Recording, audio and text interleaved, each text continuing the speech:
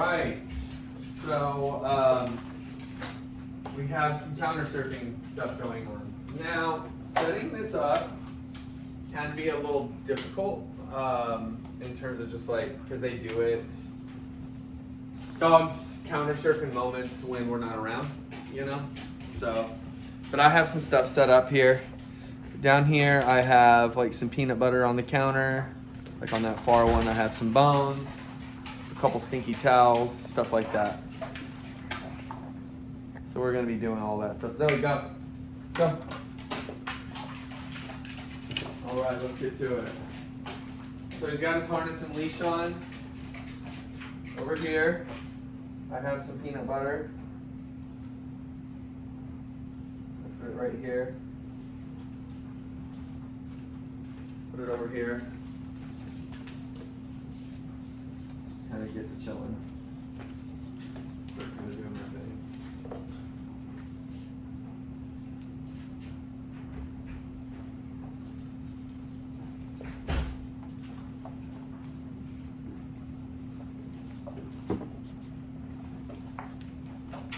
Come here.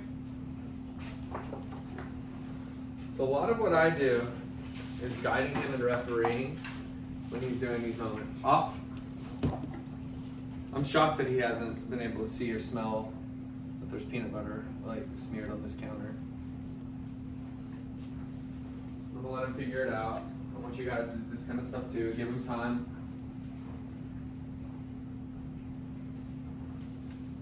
I don't think he quite knows what he's supposed to be doing right now.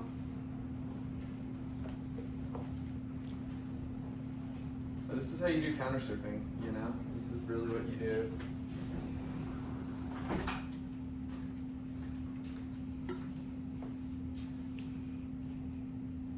Look how he's looking for direction. I'm just right here.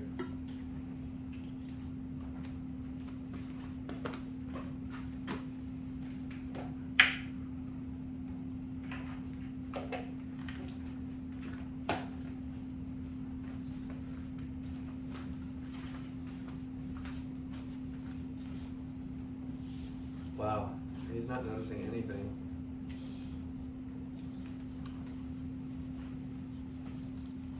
I want you guys to spend time with him around your counters, okay, around the stuff like this.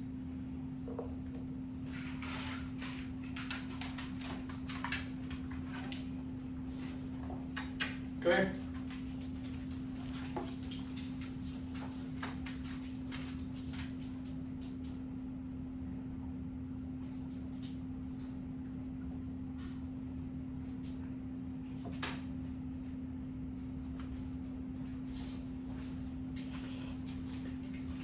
I mean, I guess he's not counter serving. That's a good thing, right? But he does. He definitely does it. He just knows he's not supposed to here, and that's what I'm really thinking is happening. So what you're gonna do though, you know, you're seeing a lot of like idle time right now. What you're gonna do, Zoe, go. I don't need it. Go. Is make sure that you spend time with him around here.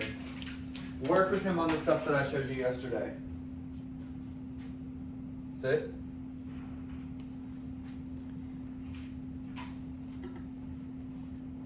Good.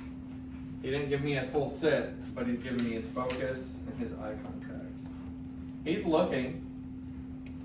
You want to try this down here? For being a good boy? This is what's called a lick mat. I use these. This is how you set up your boundaries though. You just gotta see, look at that. Boom.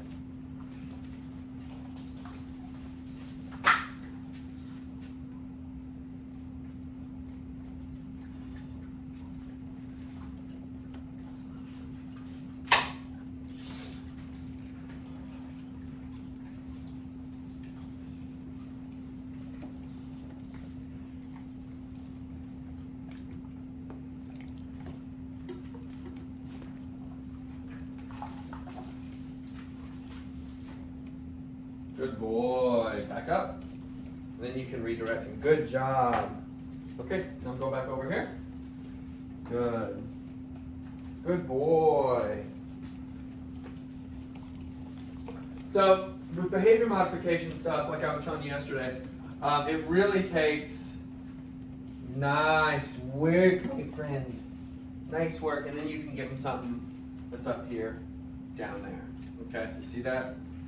So that's kind of what I wanted. Not to see him, I guess what I used to think of when I was a dog trainer, when I would be doing counter surfing, is not that it was really wrong, but I was wanting him, and even in this video I kind of jumped back into that, wanting him to think about jumping up here and then being like, no. So what I'm showing you now is kind of the results of yesterday, and then coupling that and making that just expanded to have it under the umbrella of counter surfing. So when he's doing that, oh, that's a big reward, pal.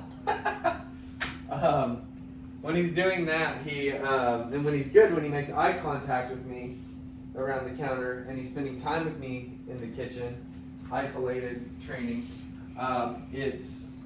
it's really, really helpful. So I have things staged here. Maybe he'll get bored. I don't mind doing this for 20 minutes, 30 minutes with him. You don't have to. But I want to give him the opportunities while he's here to be able to learn. So I want you to do this for 5 minutes. 5 minutes at a time. Set up a few things. If he's doing good, doing well, you can set it down. Okay? So, I think the really big trick of it is to turn it into a game for us. That's the game. He wants to know how to solve it. So since he's not controlling the game and we're controlling the game, he's going to do a lot better. Instead of just, trying to combat the things that he's doing. So he can still have an off command. He honestly knows it quite well. He knows his command quite well. But the difference between what I was saying a second ago, there's between behavior modification and basic obedience, is not just like teaching them something. It's spending time with them and funneling the personality they already have through the behaviors that we want. Okay, and then that's kind of where we kind of get it compressed and we kind of meet in the middle, from dog trainer, pet parent to dog. So now let's move over here for a minute. He gives us a lot of really great moments as we start to go in. And what's so fun about these videos, I have probably hundreds of them, because none of them are planned. So it's not like I'm planning him to take this over here. This is great. This is a great little honey pot treat I use for him as well. So let's get him to work for it. Let's get him to work for it. Hey, hey. Can you sit? Can you give me a down? So he already knows all of that. I worked with him beautifully on his basic obedience. That's good. And so see, I give him a reward for just taking himself to bed. I'm spending this time with him and playing these games with him, so he is going to get to the point where he knows what to do in these situations when we're hanging out in the kitchen. We're hanging out in the kitchen at your place. I really love you guys' kitchen, so I think it'd be a really fun place to hang out with him, So see if you're spending the time with him in there, that's going to really help formulate his boundaries and formulate what he wants to do. There's nothing in this honey pot toy, but he's just going to town on it. I love it for him. So his off command is very strong. Okay, you guys did that. His basic obedience that he got at Believe In, they did a great job with it. I will say that they are great with basic obedience. But I'm more of a behaviorist, so that's what I do. I like to formulate their behaviors. So, you're going to be standing to review here before we go. You're going to come into the kitchen. You're going to set up a few things. I got some peanut butter. I got a spoon. I got a little bone. I wasn't sure what I wanted to use. Okay, so set up a few things, fun stuff for you guys to play with. A couple these little treaties that you guys brought. Stuff like that to get him motivated, get him in the zone. And he can actually have one right now because he's doing very good. So, of course, Zoe wants part of that.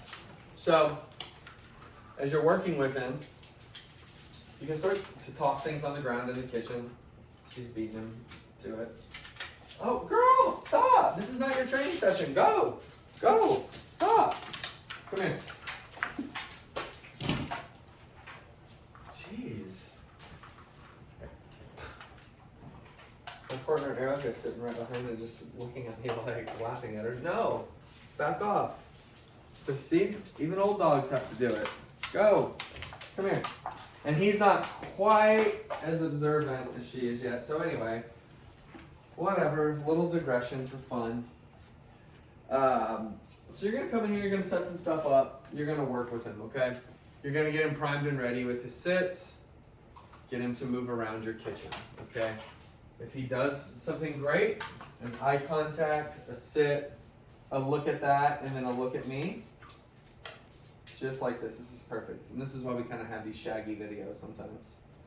So maybe wait on a good moment. Back up.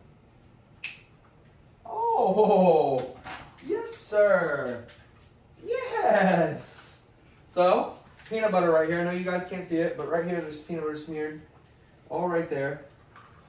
Here's Zoe. Jeez, girl. She's fiending. He wanted it. He looked at me and he sat. That's beautiful. That's a great moment for us to end on. So that's how we're going to work with his counter stripping. Every dog is a little different, okay? Every dog is a little different. So it can be tricky, but I've been doing it a while, and I feel really good about him doing all this. So he's happy. He did great, and he gets to take his leash off once he's done doing that. So I'm going to give this to my buddy Zoe, and I'm going to talk to you guys later.